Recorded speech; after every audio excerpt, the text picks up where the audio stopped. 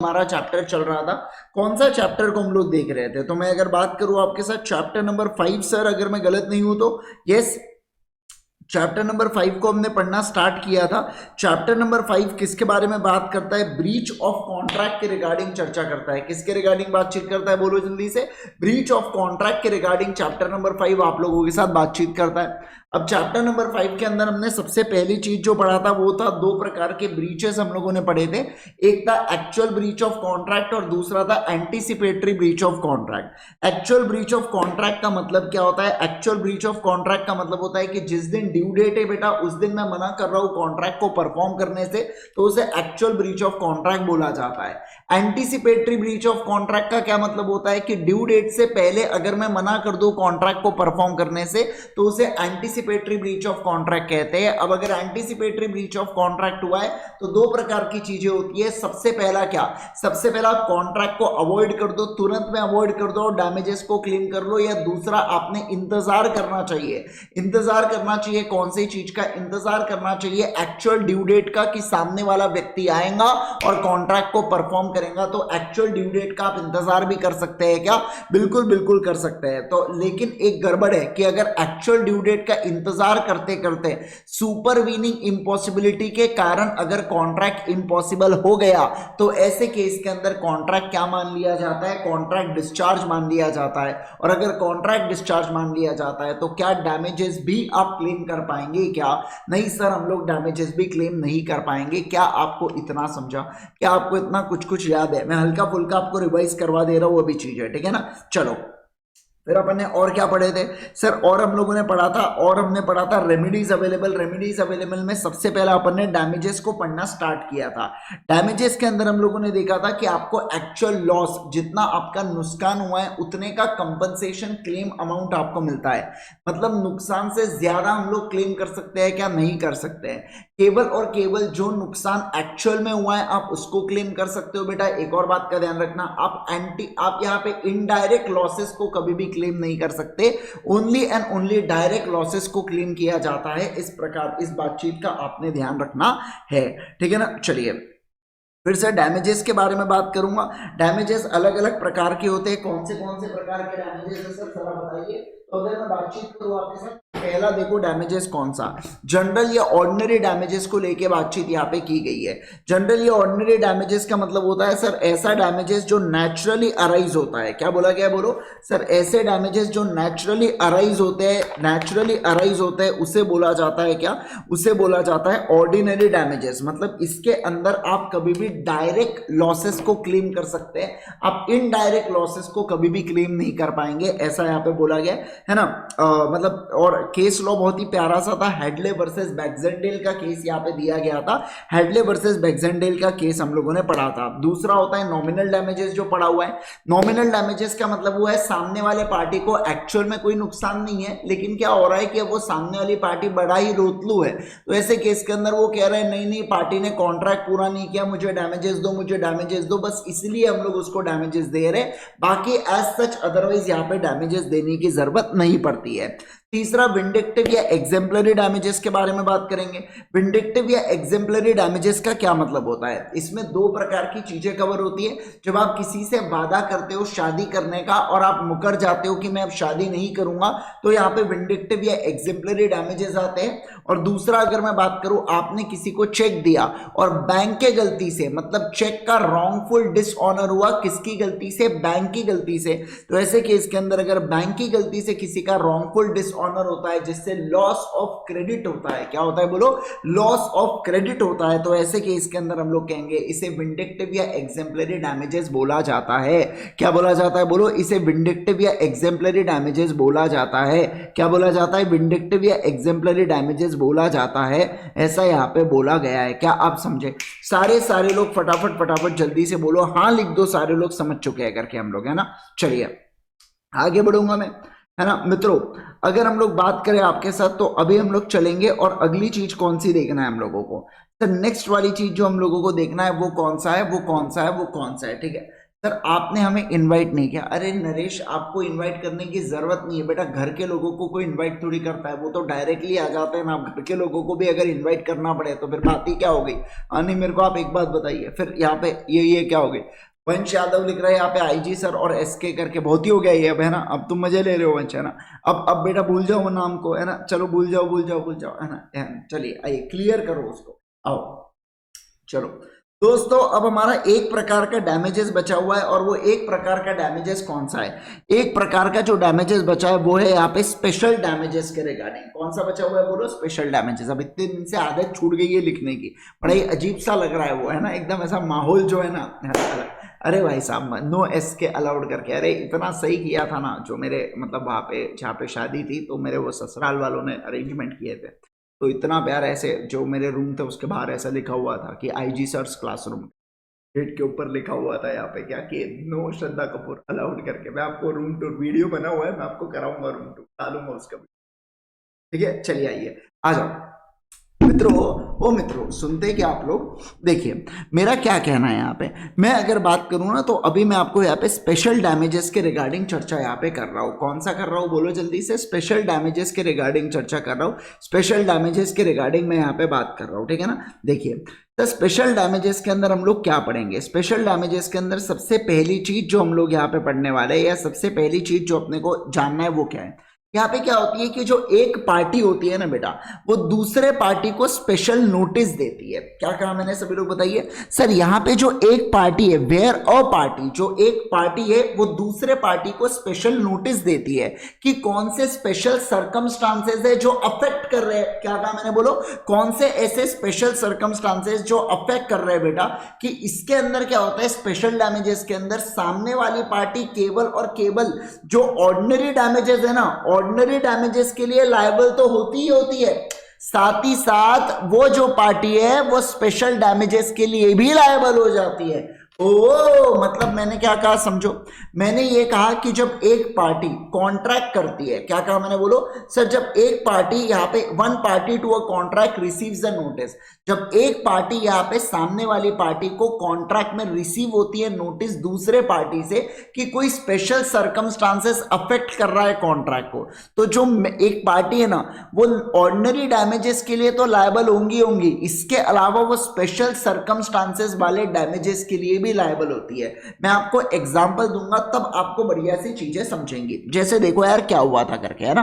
देखो मान लो ए ने बी के साथ कॉन्ट्रैक्ट किया कि मैं तुम्हें 10 रुपए में बॉटल सप्लाई करूंगा।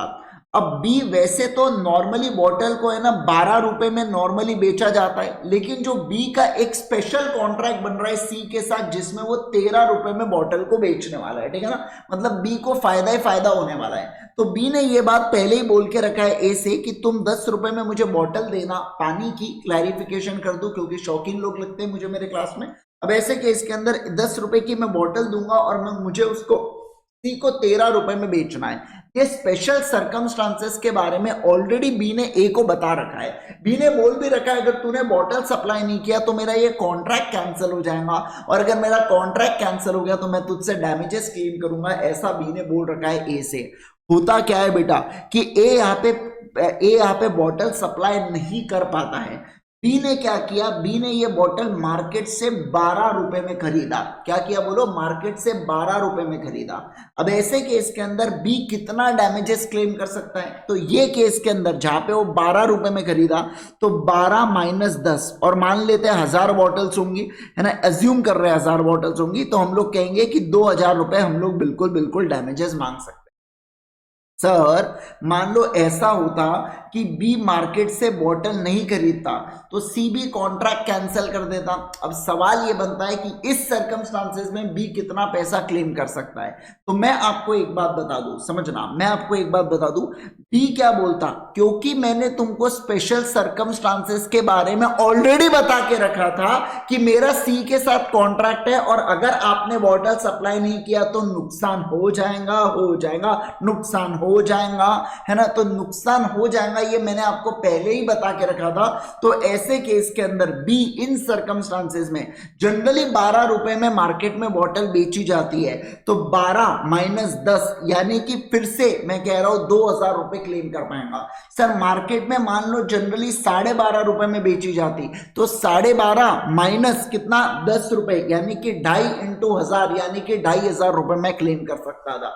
मतलब देखो मुझे स्पेशल प्रॉफिट नहीं मिलता, मतलब ऐसा मैं कह सकता हूं कि इसी कॉन्ट्रैक्ट में अगर मैं नॉर्मल तरीके से बॉटल को बेचता तो कितना पैसा कमाता, उतना मैं डैमेजेस क्लेम कर पाता हूं स्पेशल सर्कमस्टांसेस के अंदर। समझे क्या? बहुत भारी बोला मैंने, अरे मतलब अलग ही मजा आ गया जो मैंने बोला आपको। आप समझ रहे हैं क्या जो मैं कह रहा हूं? देखो क्या कहा मैंने, स्पेशल सर्कमस्टांसेस के अंदर आप डैमेजेस क्लेम कर सकते हो कितना, कि नॉर्मल सर्कमस्टांसेस के अंदर अगर मैं ये बॉटल बेचता और मुझे कितना फायदा होता, वो फायदा मैं क्लेम कर सकता हूं स्पेशल सर्कमस्टांसेस के अंदर। ऐसा मैं आपसे कहने जा रहा हूं। अभी एग्जांपल पढ़ाऊंगा तो आपकी आत्मा तृप्त हो जाएंगी, आप कहेंगे आ हा हा क्या पढ़ाया है करके। देखिए यहाँ पे क्या, where a party to a contract receives a notice of a special circumstances affecting the contract, he will be liable not only for the damages arising naturally and directly for the breach but also for the special damages। तो क्या बोला गया यहाँ पे, special damages के लिए भी वो लायबल होता है। अरे रे रे रे श्रुति जी हमारे क्लास में एंटर होती हुई,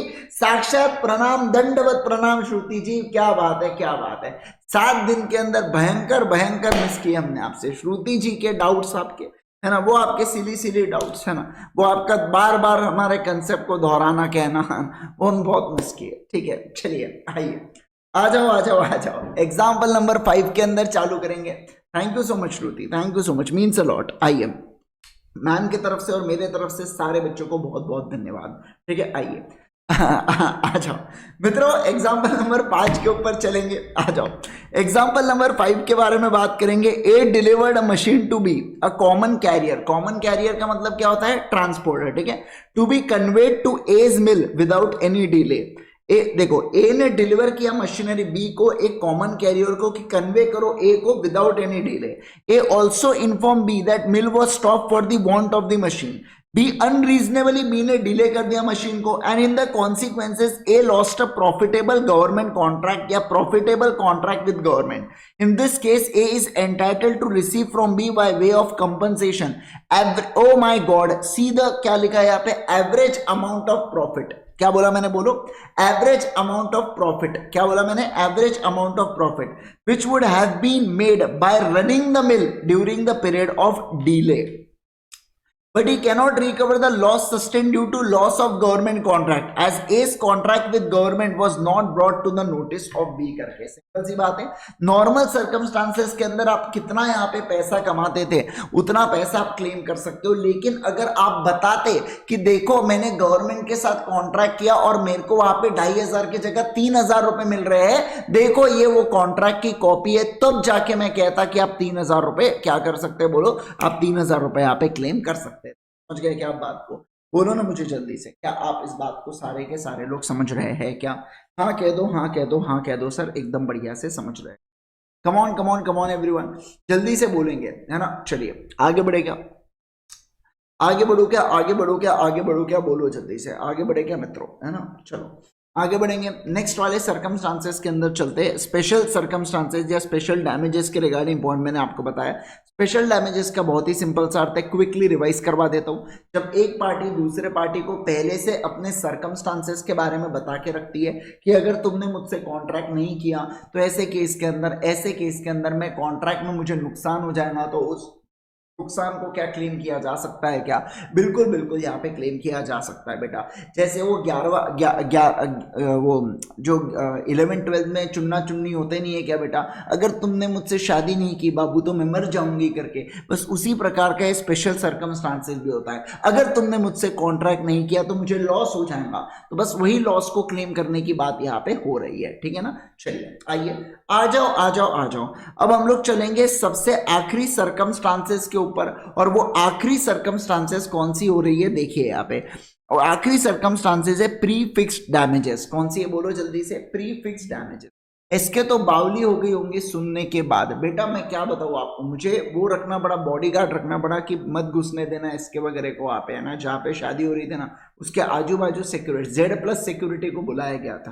क्या कर सकते हैं बताइए मेरे को, है ना यार। अब वो मूव ऑन करना चाहिए यार, उसने भी, मुझे ऐसा लगता है ना। ये तो बहुत ही हो गया ना, आप सोच के देखो ये क्या बात हो गई बेटा, ऐसा भी क्या प्यार है ना।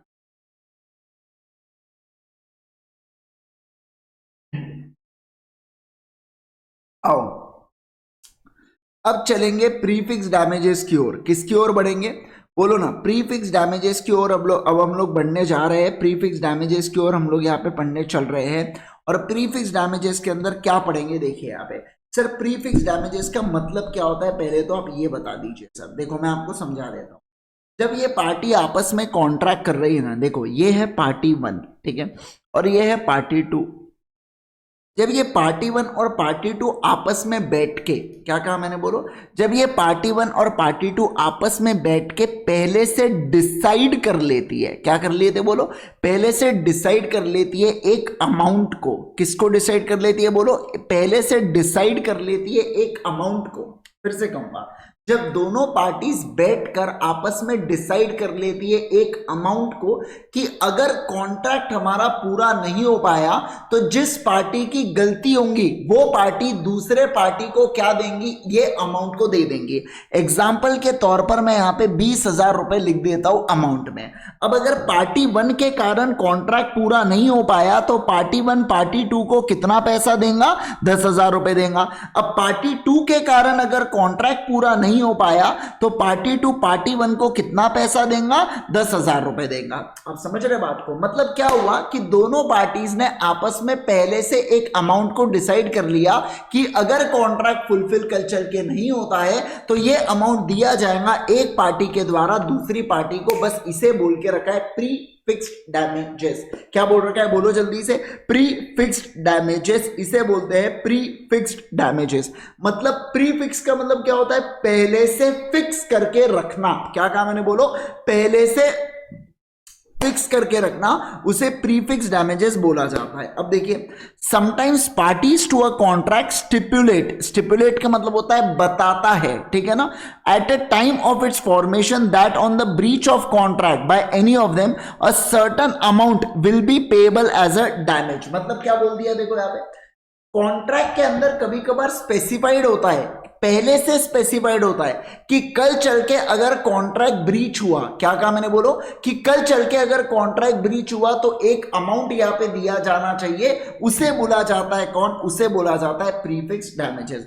P3 कौन है बेटा, P3 नहीं है, इसके समक्ष ये कॉन्ट्रैक्ट हो रहा है तो ये चश्मदीद गवाह है। समझ रहा है बात को, ये कौन है, चश्मदीद गवाह है करके, ठीक है। आपस में बैठ के डिस्कशन हो रहा है तो उसको कौन सुन रहा है, P3 सुन रहा है, ऐसा। चलो इट में भी अमाउंट, अब देखो यहाँ पे क्या, it may amount to either liquidated damages या पेनल्टी। अब सवाल बनता है कि सर ये लिक्विडेटेड डैमेजेस का क्या मतलब होता है और पेनल्टी का क्या मतलब होता है, ये सवाल यहां पे बनता है। देखो अगर समझना बात को, मैं कह रहा हूं यहां पे कि अगर ये 20,000 रुपए, अब जैसे देखो अगर पार्टी 1 के डिफॉल्ट के कारण पार्टी 2 को सही में 19,000, 20,000 या 20,000 के लगभग, क्या कहा मैंने, पार्टी 1 के कॉन्ट्रैक्ट नहीं परफॉर्म करने के द्वारा या पार्टी 1 के परफॉर्म नहीं करने के कारण पार्टी 2 को सही में 20,000 के आसपास का अगर नुकसान हो रहा है तो ऐसे केस के अंदर इसे क्या बोल दिया जाता है, इसे बोल दिया जाता है लिक्विडेटेड डैमेजेस।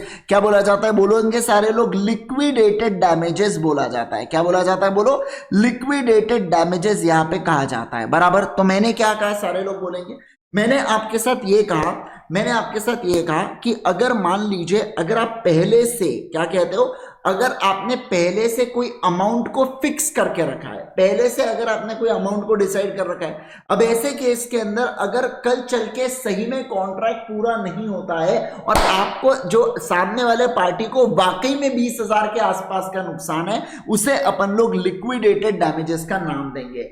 लेकिन सामने वाले पार्टी को नुकसान केवल 2,000 का है, लेकिन आपने 20,000 इसलिए अमाउंट डाल के रखा ताकि सामने वाले व्यक्ति को डर लगे, उसे क्या लगे, उसे डर लगे बेटा कि अगर मैंने कॉन्ट्रैक्ट को पूरा नहीं किया तो मुझे 20,000 रुपए देने की नौबत आ जाएंगी। तो डराने के लिए अगर आपने 20,000 का अमाउंट डाला है तो उसे बोला जाता है पेनल्टी। क्या बोला जाता है बोलो, पेनल्टी। क्या बोला जाता है बोलो, पेनल्टी। क्या बोला जाता है बोलो, penalty.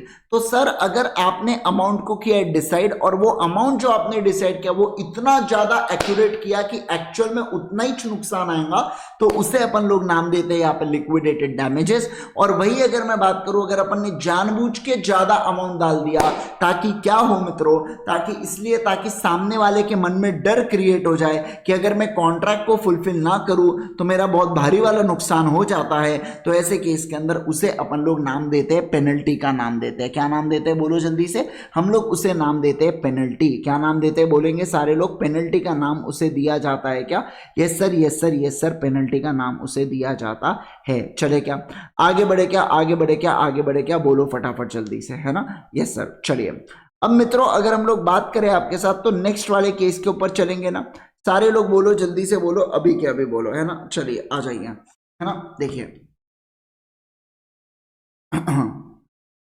It may amount to either liquidated damages, देखो reasonable estimate of likely loss in case of breach. तो अगर ब्रीच होता है तो एक एक्चुअल में कितना एस्टिमेट लॉस चलता है वो, और a penalty that is amount arbitrarily fixed as a damages payable. तो कितना अमाउंट आपने एब्रप्टली ऐसा फुलफिल करके रखा है या आपने कितना अमाउंट ऐसा एब्रप्टली डाल के रखा है उसे डैमेजेस बोला जाता है। Section 74 provides that if a sum is named in a contract as an amount to be paid in case of breach, the aggrieved party is entitled to receive from the party at a fault a reasonable compensation not exceeding the amount so named करके। मतलब simple सी बात है, अगर आपने पहले से prefix करके रखा है अमाउंट, अब आपका अगर आपका एक्चुअल अमाउंट जो है वो मान लो 25,000 रुपए हो जाता है पर आपने फिक्स 20,000 करके रखा है तो आपको 20,000 रुपए मिलने वाला है, क्योंकि आपने एक्चुअल में अमाउंट को फिक्स करके रखा है इसलिए, और कुछ नहीं।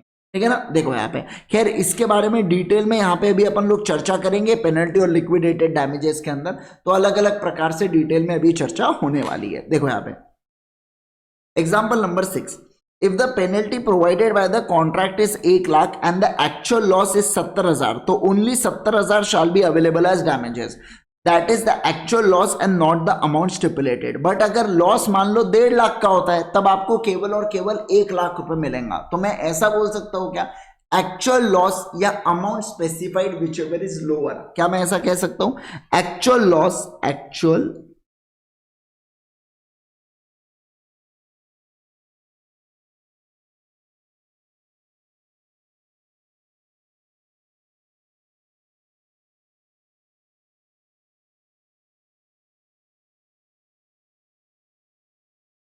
जो भी लोअर होगा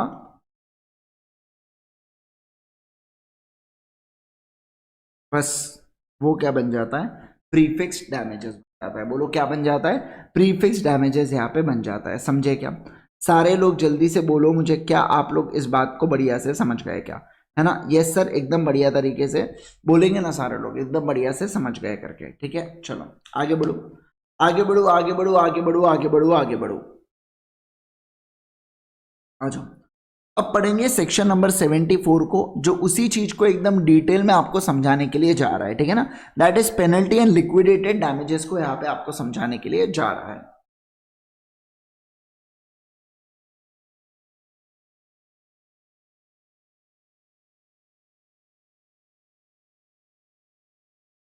आओ देखो, अभी हम लोग जो पढ़ने जा रहे हैं वो है पेनल्टी और लिक्विडेटेड डैमेजेस। अब मैं आपको एक बात बताता हूँ, ये पेनल्टी और लिक्विडेटेड डैमेजेस में क्या हुआ है मैं आपको समझा रहा हूँ। यहाँ पे चार्ट बनने वाला है, ठीक है ना। तो ये देखो यहाँ पे बहुत सारी मैंने आपके लिए जगह छोड़ के रखा हो, तो आप आराम से यहीं पे चार्ट बनाइएगा जो मैं आपसे कह रहा हूँ उसके ऊपर, ठीक है ना। देखो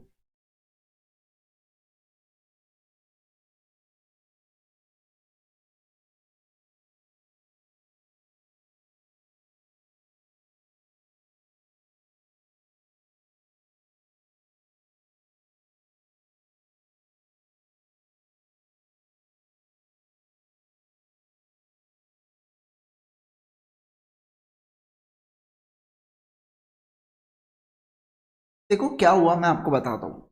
जो इंडियन लॉ है ना हमारा, इंडियन कॉन्ट्रैक्ट है, ये कहने के लिए इंडियन कॉन्ट्रैक्ट है। अब आप सोच के देखो 1872 में ये एक्ट आया था बेटा, उस समय तो ब्रिटिश राज चल रहा था। तो फिर जब 1947 में आजादी मिली ना, तो हमारी जो यहाँ पे टेम्पररी एक कमिटी बनाए थे, टेम्पररी एक पार्लियामेंट जो हमने बनाए थे ना, उन्होंने क्या कर लिया, एज इट इज इस एक्ट को अडॉप्ट कर लिया। अब आप सोच के देखो, जब एज इट इज आपने एक्ट को अडॉप्ट किए होंगे तो ऐसा अच्छा नहीं लगेगा ना बेटा, लोग ऐसा बोल रहे कि क्या कॉपी कर लिया करके दूसरे के एक्ट को। तो क्या सोचा गवर्नमेंट ने कि अपन क्या करेंगे, थोड़े बहुत है ना चेंजेस करेंगे करके उसके अंदर, है ना, हल्का फुल्का चुटुक पुटुक चेंजेस कर देंगे, तो ऐसा लगेगा नहीं कि अपन ने कॉपी किया। मतलब देखो शर्म आएंगी पर उतनी शर्म नहीं आएंगी, ऐसा इनको लग रहा था। और ठीक है, सबको अपना अपना लग रहा है, तो ऐसा उनको लगा कि अपने को उतनी शर्म नहीं आएंगी। हो देखो शर्म तो आना तय है, लेकिन उतनी ज्यादा शर्म नहीं आएंगी, थोड़ा सा चल जाएगा, मतलब काम बन सकता है करके अपना ऐसा यहाँ पे सोचा गया, ठीक है ना। तो पेनल्टी और लिक्विडेटेड डैमेजेस को इंग्लिश लॉ में और इंडियन लॉ में थोड़ा सा अलग अलग यहाँ पे इन्होंने बताया है। देखो पेनल्टी का मतलब वही होता है, लिक्विडेटेड डैमेजेस का भी मतलब वही है दोनों लॉ के अंदर, लेकिन अमाउंट जो क्लेम करना है ना, वो दोनों एक्ट अपने अपने हिसाब से अलग अलग बताता है कि कितना पैसा आपने क्लेम करना है, उसके बारे में अलग अलग यहाँ पे बताया जाता है। क्या यस सर, अलग अलग यहाँ पे बताया जाता है, ठीक है ना। चलिए अभी हम लोग एकदम बढ़िया से पढ़ना स्टार्ट करेंगे, एक एक छोटी छोटी चीजों को एकदम बढ़िया तरीके से यहाँ पे चालू करेंगे, ठीक है ना। सारे लोग फोकस करना, एकदम बढ़िया तरीके से आ जाइए, है ना।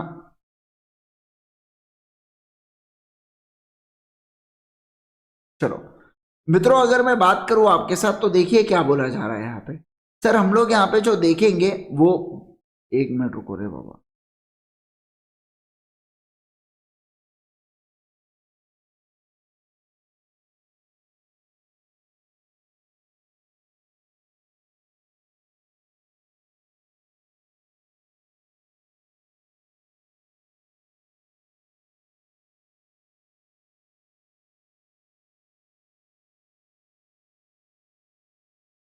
हाँ चलिए,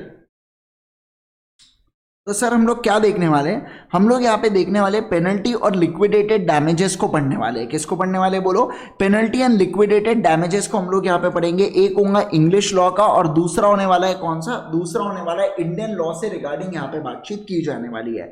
अब देखो सबसे पहले मैं आपको समझाता हूँ कि इंग्लिश लॉ के अंदर क्या है। यहाँ पे देखो इंग्लिश लॉ के अंदर क्या बोला गया कि जो भी आपने सम को फिक्स करके रखा है, क्या बोला है बोलो जल्दी से सर, जो भी आपने सम को फिक्स करके रखा है, तो ऐसे केस के अंदर ये जो सम फिक्स है, एक तो ये बनेंगे क्या, एक तो ये बनेंगे लिक्विडेटेड डैमेजेस, नहीं तो ये क्या बनने वाले हैं, नहीं तो ये पेनल्टी बनने वाले हैं। सभी लोग बोलेंगे क्या सर, जो भी आपने सम को फिक्स करके रखा है ना, तो ये एक तो लिक्विडेटेड डैमेजेस बनेंगे, नहीं तो ये पेनल्टी बनेंगे। क्या कहा मैंने बोलो, नहीं तो ये पेनल्टी बनेंगे, मतलब दोनों में से कोई एक बनेंगे, ऐसा नहीं होगा, मतलब दोनों में से कोई एक चीज यहाँ पे बनने वाली है। देखो if the sum fixed in the contract represents, अगर मान लो जो आपने सम फिक्स करके रखा है सही में जेन्युइनली केवल और केवल उतना ही लॉस यहाँ पे होने वाला है, तो ऐसे केस के अंदर इसे क्या बोला जाता है, इसे लिक्विडेटेड डैमेजेस बोला जाता है। फिर से कहूंगा मैं आपके साथ, सारे लोग ध्यान दीजिएगा। सर पहले से पार्टीज ने कॉन्ट्रैक्ट में डिसाइड करके रखा है अमाउंट को, जेन्युइनली वो अमाउंट सामने वाले व्यक्ति को जितना लॉस होने वाला है, कॉन्ट्रैक्ट अगर पूरा नहीं हुआ तो उतने अमाउंट को अगर रिप्रेजेंट करता है तो उसे लिक्विडेटेड डैमेजेस बोला जाता है। क्या बिल्कुल बिल्कुल सर, लिक्विडेटेड डैमेजेस यहाँ पे कहा जाता है। क्या कहा जाता है बोलो, लिक्विडेटेड डैमेजेस यहाँ पे बोला जाता है, ठीक है ना। ओके सर परफेक्ट है। अब देखो it is an assessment to which the opinion of the parties will compensate for the breach. Such a clause is effective and amount is recoverable, but where the sum fixed in a contract is unreasonable, जहां पे वो सामने वाले party को force करती है contract को perform करने के लिए, तो उसे पेनल्टी का नाम यहाँ पे दिया जाता है। Such a clause of disregarded and injured party cannot recover more than actual loss। मतलब देखो क्या बोला गया सर, अगर यहाँ पे सम फिक्स हो जाता है लिक्विडेटेड डैमेजेस या पेनल्टी, मान लो सर अगर लिक्विडेटेड डैमेजेस तय हो जाता है तो आप यहाँ पे फुल अमाउंट को क्लेम कर पाते हैं, ठीक है ना। Okay sir. सर अगर मान लीजिए वो जो अमाउंट आपने फिक्स किया है उसको पेनल्टी क्लासिफाई कर दिया जाता है, तो कितना अमाउंट रिकवर हो पाएगा, तो रिकवर केवल और केवल एक्चुअल लॉस हो पाएगा। कितना हो पाएगा बोलो, एक्चुअल लॉस हो पाएगा। मैं आपको एग्जांपल देता हूं, मान लो आपने सम फिक्स करके रखा है यहाँ पे 20,000 रुपए, रुपए। तो इंग्लिश लॉ के हिसाब से अगर ये 20,000 रुपए आपके लिक्विडेटेड डैमेजेस बन जाते हैं तो पूरा अमाउंट यानी कि 20,000 रुपए आप क्लेम कर पाएंगे। लेकिन पेनल्टी, अगर मान लो ये 20,000 रुपए को पेनल्टी बोल दिया गया तो अब क्या होगा, अब अगर आपका एक्चुअल लॉस है 10,000 रुपए का तो आप कितना रिकवर कर पाएंगे बेटा, आप रिकवर कर पाएंगे 10,000 रुपए को। सर मान लो आपका जो एक्चुअल लॉस है वो एक्चुअल लॉस है 25,000 रुपए का, तो आप कितना रिकवर कर पाएंगे, आप लोग रिकवर कर पाएंगे 20,000 रुपए। कितना रिकवर कर पाएंगे बोलो, 20,000 रुपए आप यहां पे रिकवर कर पाएंगे। आप देख लो, अच्छे से पढ़ लो, अच्छे से समझ लो, होने के बाद यस सर लिखिए। जल्दी जल्दी, समय बहुत कम है बेटा, फटाफट जल्दी जल्दी।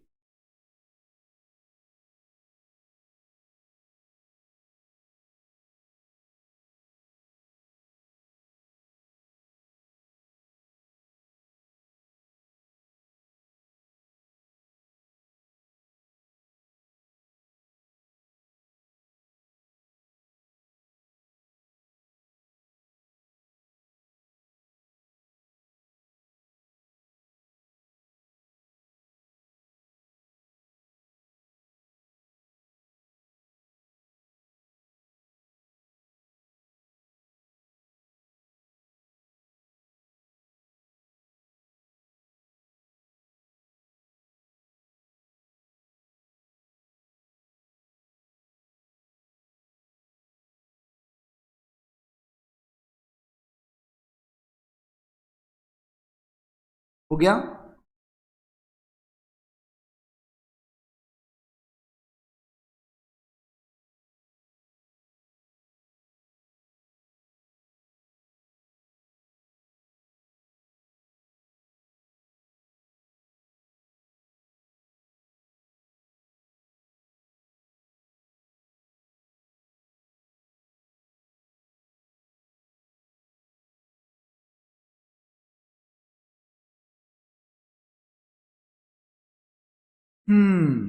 चलो और ध्यान दो।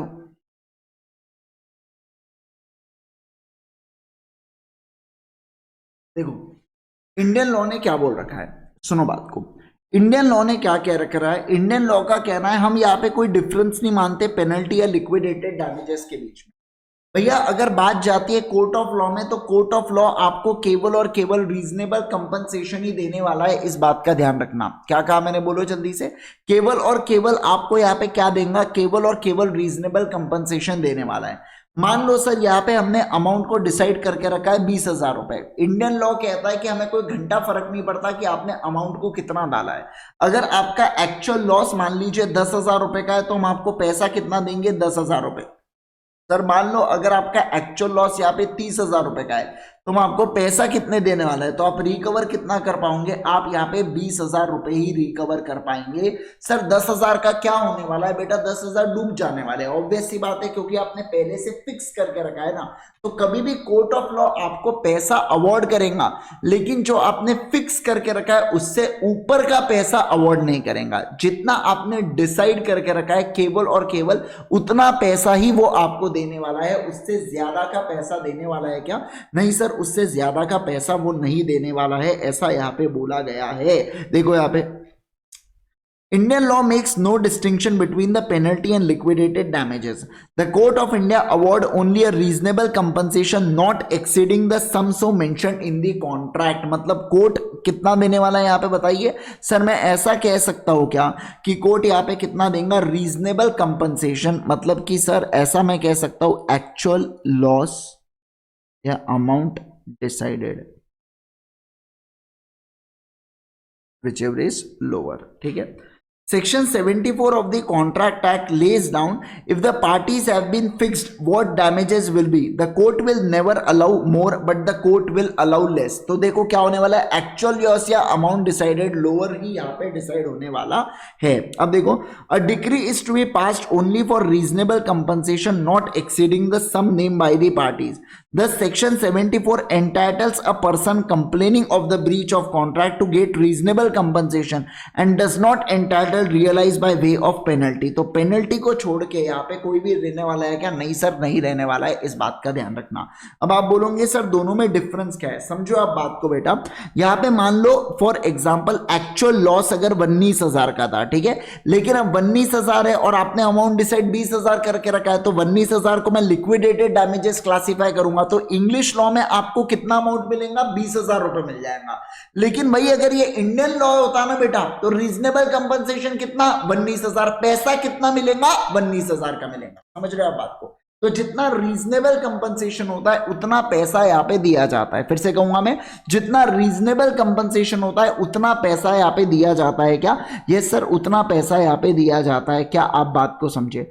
सारे लोग जल्दी से बोलो मुझे, क्या आप बात को बढ़िया से समझे? क्या? हाँ सर, एकदम बढ़िया से समझ गए करके। क्या कहा मैंने? बोलो जल्दी से।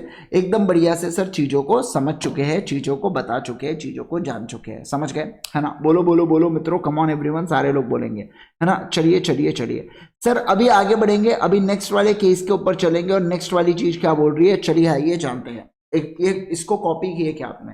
क्या आपने इसको कॉपी किए? फटाफट बोलो।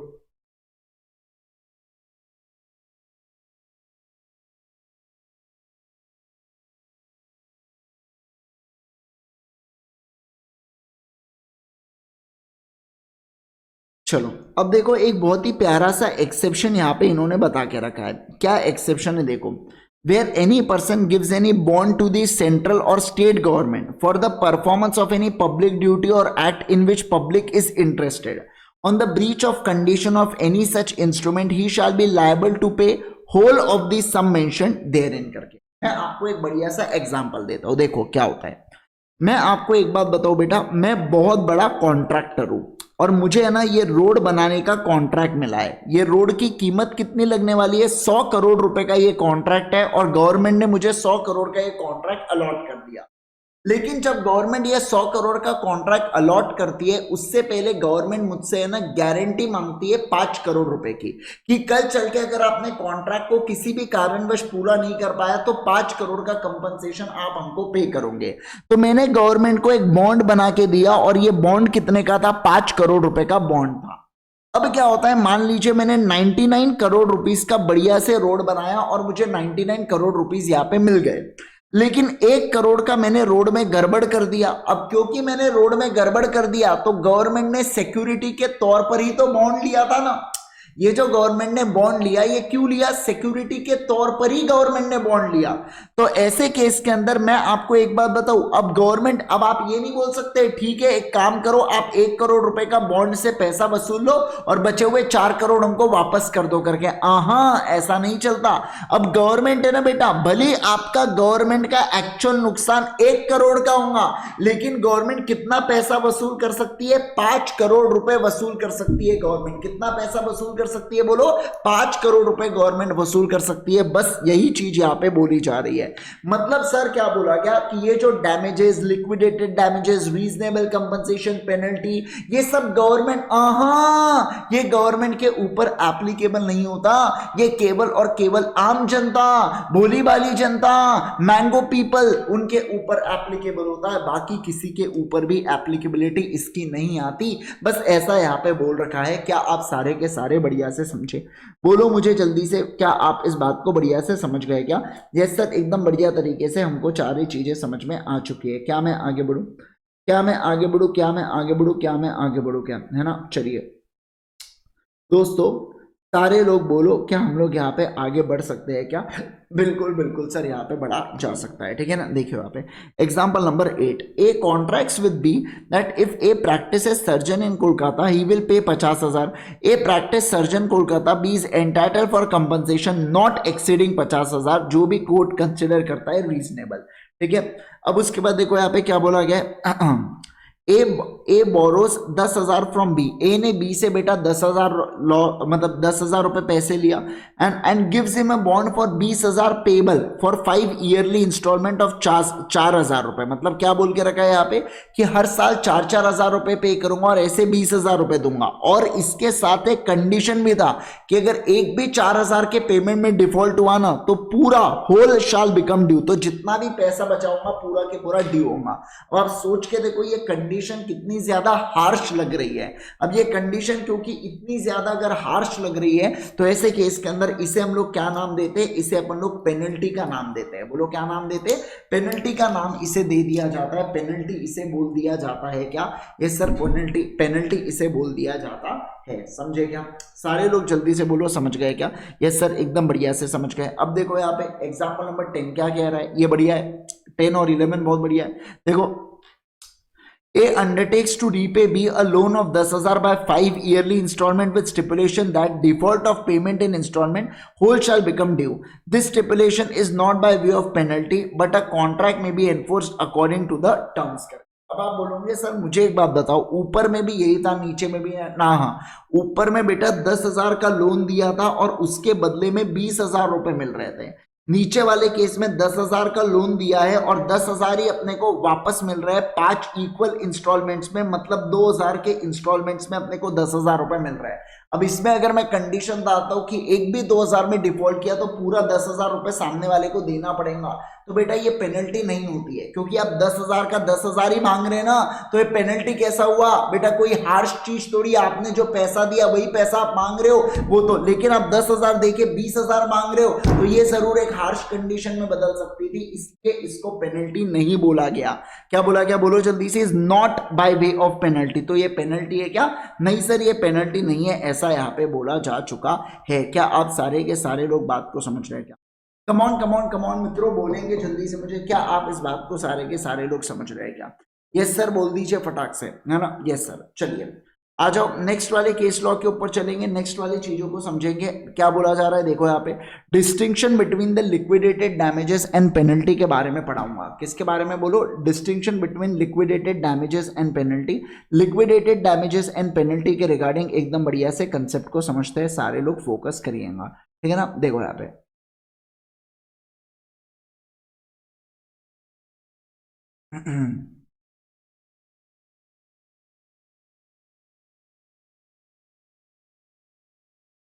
चलो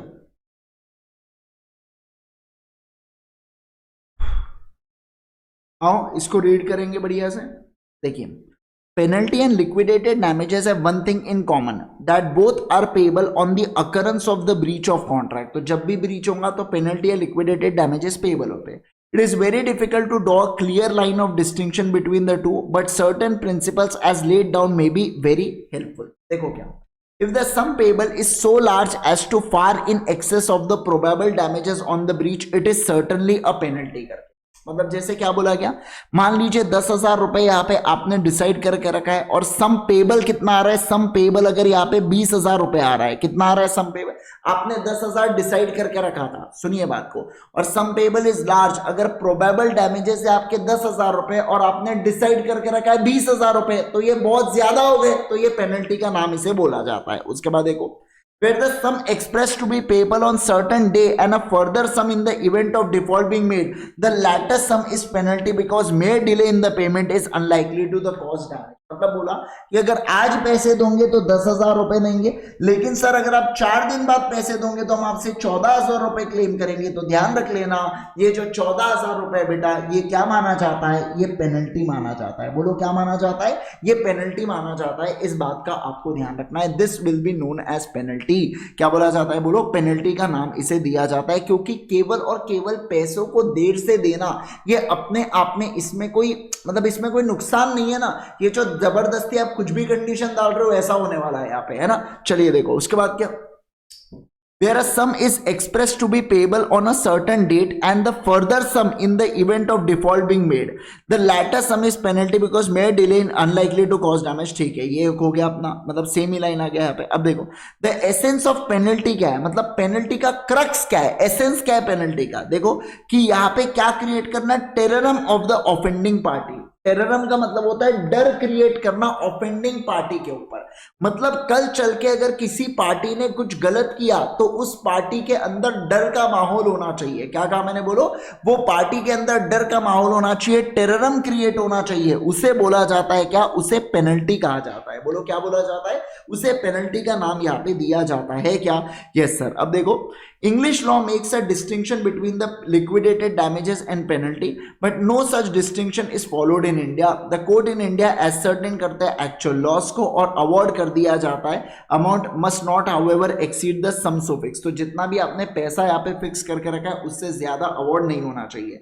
The court have not to bother about distinction but to award reasonable compensation not exceeding the sum so fixed. तो कोर्ट ने यहाँ पे बस इस चीज का ध्यान देना है कि जितना हमने अमाउंट डिसाइड करके रखा है उससे ज्यादा का पैसा जाना चाहिए क्या? नहीं सर, उससे ज्यादा का पैसा नहीं जाना चाहिए. क्या कहा मैंने? बोलो, उससे ज्यादा का पैसा नहीं जाना चाहिए. बस कोर्ट को इतना देखना है, बाकी कुछ देखने की जरूरत कोर्ट को नहीं है, ऐसा यहाँ पे बोल दिया गया.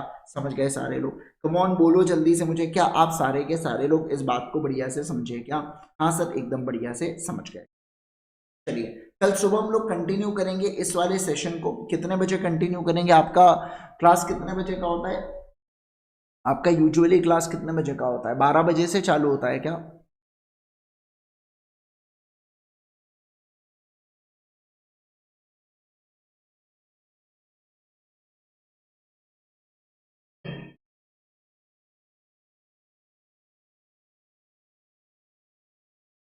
सर सुबह क्यों? मतलब होती हो गया है तो मेरे को लेना है सुबह क्लास, मैं डबल लेके फटाफट कोर्स कंप्लीट कर देना. तुमको क्या, तुमको चाहिए? मुझे कोई प्रॉब्लम नहीं. आपको चाहिए 31 मार्च तक कोर्स को चला सकते हैं, लेकिन अगर जल्दी हो सकता है तो जल्दी करते हैं ना भैया कोर्स को कंप्लीट.